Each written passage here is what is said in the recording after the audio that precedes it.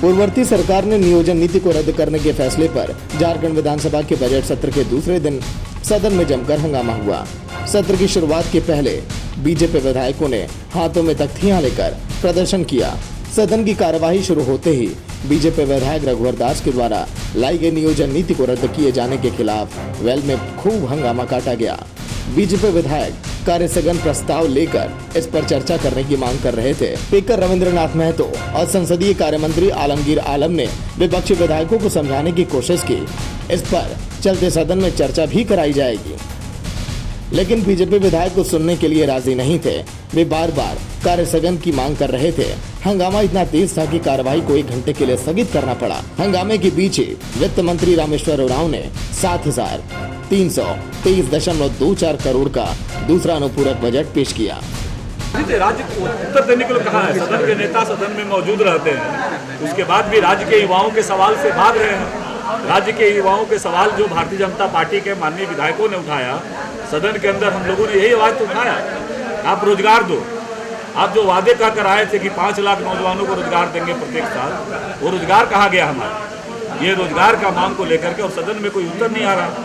तो हम एक प्रतिपक्ष के नाते अपनी भावनाओं को, राज्य की जनता के, नौजवानों के जो सवाल है, वह प्रतिपक्ष के नाते राज्य की जनता के सवालों को हम करते रहेंगे और लगातार सदन के अंदर भारतीय जनता पार्टी राज्य की जनता की आवाज़ बनेगी। असर पड़ेगा। हम लोग तो राज्य के 3.25 करोड़ जनता और यहाँ के युवाओं के लिए जो उसकी ज्वलन समस्या को लेकर आज सदन में हम लोग आज सदन को घेरने का काम करेंगे, क्योंकि रघुवर जी की सरकार में जो नियोजन नीति बनी थी, जिसमें झारखंडी मूलवासियों को यहाँ पर 24 जिला में तृतीय एवं चतुर्वर्गीय नौकरी में प्राथमिकता देने का काम शुरुआत हुई थी और यहाँ के युवाओं को रोजगार मिल रहा था।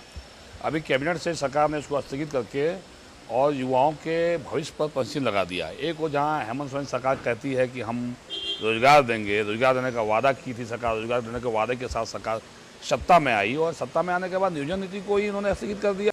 बीजेपी के विधायक एक तरफ सरकार पर आरोप लगा रहे हैं, तो वहीं सत्ता पक्ष बीजेपी को जनता की विरोधी पार्टी बताने में लगी है। कांग्रेस ने महंगाई, रोजगार पर अपना विरोध दर्ज कराया।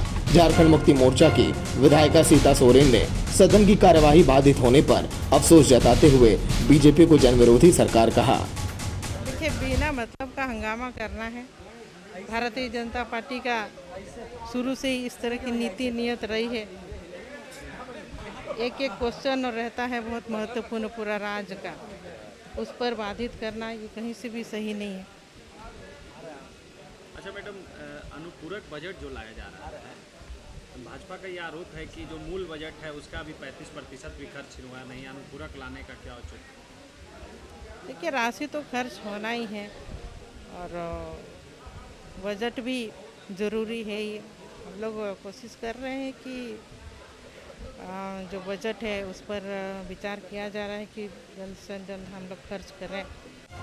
बजट सत्र के दूसरे दिन सदन के पहले पाली की कार्यवाही पूरी तरह से बाधित रही।